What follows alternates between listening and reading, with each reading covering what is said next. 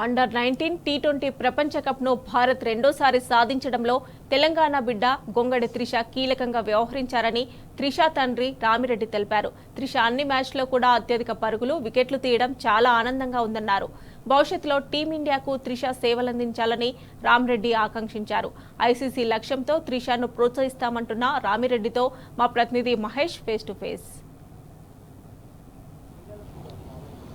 Under-19 T20 మహిళల ప్రపంచ cup Bharat కైవసం చేసుకోవడంలో కీలక పాత్ర పోషించింది తెలంగాణకు చెందిన బుద్దుబిడ్డ క్రికెటర్ గొంగడి త్రిష.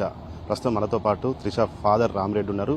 వారిని అడుగుదాం, ఏంటి అసలు సార్ చెప్పండి, ఎలా జరిగింది సార్ ఇంత జర్నీ, ఇంత దూరం ప్రపంచ కప్ దాకా, ఒక భద్రాచలం నుంచి మొదలుకొని ప్రపంచ కప్ దాకా ఈరోజు కీలకంగా మారిన పరిస్థితి కనిపిస్తుంది. ఎట్లా ఉంది సార్ ఈ జర్నీ? చాలా హ్యాపీగా ఉంది సార్, చాలా హ్యాపీగా ఉంది. వరల్డ్ కప్ గెలవడం, ఇండియా గెలవడం, Trisha player of the tournament, player of the match అవ్వడం చాలా బాగుంది, చాలా హ్యాపీగా ఉంది.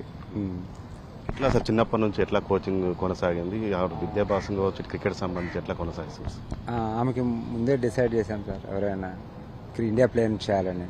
సో 2 ఇయర్స్కే స్టార్ట్ చేసాం ఎర్లీగా. ఆమెకి 5 ఇయర్స్ వచ్చే 5 ఇయర్స్ భద్రాచలంలోనే కోచ్ చేసాం. ఆమెకి 7 ఇయర్స్ తర్వాత హైదరాబాద్ షిఫ్ట్ చేసాం. అక్కడ కొంచెం ఫెసిలిటీస్ లేక ఇక్కడ వచ్చిన తర్వాత సెయింట్ జాన్స్ క్రికెట్ అకాడమీలో జాయిన్ చేశాం. ఇంకా అక్కడ 12 ఇయర్స్, ఇక్కడ 12 ఇయర్స్ అయింది. మొత్తం total 18 years journey sir. 18 years కష్టపడ్డది. అది నేను ఇండియా మన ఫైనల్ మ్యాచ్లో చూశాను. సెంచరీ కొట్టడం, ప్లేయర్ ఆఫ్ ద టోర్నమెంట్ రావడం, హైయెస్ట్ రన్ గేటర్, అవన్నీ కనపడ్డాయి నాకు అవుట్పుట్. ఆస్తులు అమ్ముకొని మరి హైదరాబాద్ వచ్చి కోచింగ్ ఇచ్చామనుకో అని చెప్పారు. సో మీరు అప్పుడే గుర్తించారా సార్? నాకు అంటే యాక్చువల్గా ఆమెకి నేను క్వాలిటీ కోచింగ్ ఇవ్వాలంటే ఎక్స్పెన్సివ్. సో ఆ క్వాలిటీ కోచింగ్ కోసం కొంచెం అవ్వాల్సి వచ్చింది. ఇప్పుడు దానికి తగ్గట్టు ఆమె ఆడుతుంది సార్. సో ప్రతిసారి కూడా అంటే తన తండ్రి ప్రోత్సాహము అని చెప్తున్నారు. ఎప్పటికీ కూడా మీరు వెంబడి ఉండి అటు కోచింగ్ కావచ్చు, మ్యాచ్లకు సంబంధించి కూడా తీసుకెళ్తున్నారు. తండ్రి ఎలా ఫీల్ అవుతున్నారు సార్ ఇంత ఇలాంటి విజయాన్ని? చాలా హ్యాపీగా ఉంది సార్. కష్టపడడానికి కొంచెం ఫీల్ గుడ్. ఇప్పటికీ ఇంకా రిలాక్స్ అవ్వలేదు, ఇంకా కష్టపడాలా, సీనియర్ ఇండియాలోకి వెళ్ళాలా, దాని గురించి ఇంకా కృషి చేయాలా, ఇంకా కోచింగ్ హార్డ్ వర్క్ చేయాలి. ఇంకా హోప్.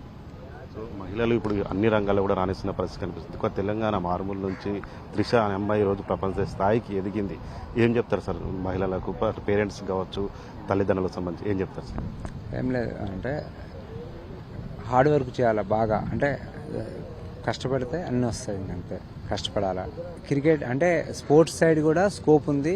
దీనివల్ల కూడా కరెక్ట్గా కష్టపడితే నీకు ఫలితాలు వస్తాయి, అందులో ఏమీ డౌట్ లేదు. అది చెప్తాను నేను. ఇంకా రాబోయే రోజుల్లో ఎలాంటి ఎక్స్పెక్ట్ చేస్తే? ఆమె టీమిండియా ఆడాలా, టీమిండియా లాంగ్ రన్ ఉండాలా, టీమిండియాలోకి సెలెక్ట్ అవ్వాలా, ఇండియాలో లాంగ్ రన్ ఆడాలా, ఎక్కువ సంవత్సరాలు ఆడాలా.